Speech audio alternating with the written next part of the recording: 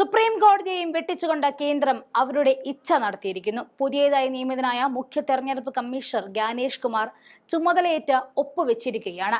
പ്രധാനമന്ത്രിയും പ്രതിപക്ഷ നേതാവും ചീഫ് ജസ്റ്റിസും അടങ്ങുന്ന പാനലിൽ നിന്നും പ്രതിപക്ഷ നേതാവിനെയും ചീഫ് ജസ്റ്റിസിനെയും വെട്ടിമാറ്റിക്കൊണ്ട് മോദി അവരുടെ ധാർഷ്ട്യം നടത്തിയപ്പോൾ ഈ രാജ്യത്തെ തിരഞ്ഞെടുപ്പ് കമ്മീഷനെ നിഷ്പക്ഷമെന്ന് എങ്ങനെ വിളിക്കും?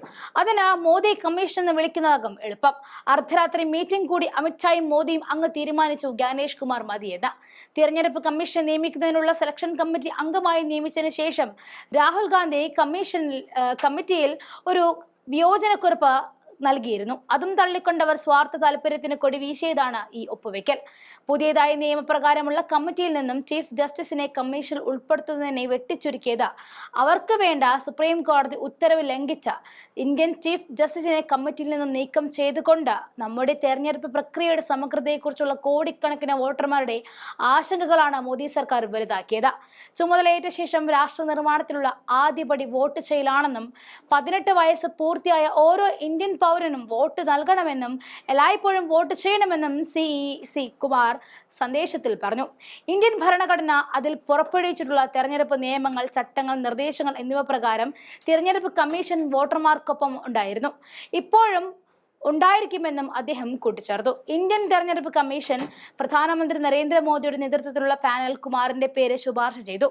രാഷ്ട്രപതിയുടെ ഉത്തരവിനെ തുടർന്ന് ഫെബ്രുവരി 17 അദ്ദേഹത്തെ പുതിയ CEC ആയി നിയമിച്ചു. തിരഞ്ഞെടുപ്പ് കമ്മീഷണറുടെ നിയമനം സംബന്ധിച്ച പുതിയ നിയമപ്രകാരം നിയമിതനായ ആദ്യത്തെ CEC ആണ് അദ്ദേഹം.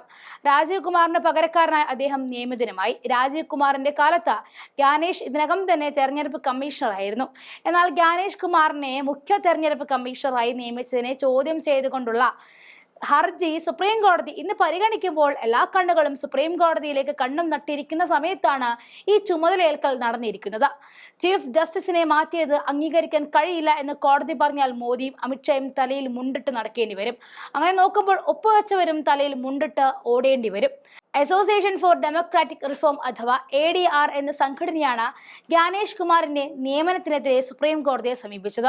തിരഞ്ഞെടുപ്പ് കമ്മീഷണറെ തിരഞ്ഞെടുക്കാനുള്ള സെലക്ഷൻ കമ്മിറ്റിയിൽ നിന്നും ചീഫ് ജസ്റ്റിസിനെ ഒഴിവാക്കിയതിനെതിരെ നേരത്തെ തന്നെ സുപ്രീം കോടതിയിൽ കേസുകൾ നിലവിലുണ്ടായിരുന്നു. ചീഫ് ജസ്റ്റിസിന് പകരം ക്യാബിനറ്റ് മന്ത്രിയെ സെലക്ഷൻ കമ്മിറ്റിയിൽ നിയമിച്ചതും വിവാദമായി മാറിയിരുന്നു. കഴിഞ്ഞ ആഴ്ച കേസ് പരിഗണിച്ച ജസ്റ്റിസുമാരെ സൂര്യകാന്ത്, N. കോടീശ്വർ സിംഗ് എന്നിവരടങ്ങിയ ബെഞ്ച് കേസ് ഫെബ്രുവരി 19 മാറ്റുകയായിരുന്നു. എന്നാൽ സുപ്രീം കോടതിയുടെ സമയവും ഉത്തരവും വരാൻ കൂടി കാത്തു നിൽക്കാതെ വളരെ തിരക്കിട്ടാണ് തെരഞ്ഞെടുപ്പ് കമ്മീഷനെ നിയമനവും ഒപ്പുവെക്കലും നടന്നത്. തങ്ങളുടെ ലാഭം മാത്രം നോക്കിയാണ് ജ്ഞാനേഷ് കുമാറിനെ മുഖ്യ തെരഞ്ഞെടുപ്പ് കമ്മീഷണറായി നിയമിച്ചത്. അതോടെയാണ് ഹർജി പരിഗണിക്കുന്നതിന് മുന്നോടിയായി തിടുക്കപ്പെട്ട മുഖ്യ തെരഞ്ഞെടുപ്പ് കമ്മീഷണർ ജ്ഞാനേഷ് കുമാർ ഒപ്പും വെച്ചത്. ഈ നിയമനം സുപ്രീം കോടതി വിധിയുടെ ലംഘനമാണെന്ന് ADR അഭിഭാഷകർ വ്യക്തമാക്കി കോടതിയിൽ പറഞ്ഞു കഴിഞ്ഞു. മാത്രമല്ല, സുപ്രീം കോടതിയെ പുല്ലുവില നൽകാത്ത മോദി സർക്കാർ ജനാധിപത്യത്തിലെ ഏറ്റവും വലിയ ഘടകത്തെയും അപമാനിച്ചു. തെരഞ്ഞെടുപ്പ് കമ്മീഷൻ BJP യുടെ പോക്കറ്റിലാണ് എന്നതിന് ഇതിൽ കൂടുതൽ എന്ത് തെളിവാണ് വേണ്ടത്?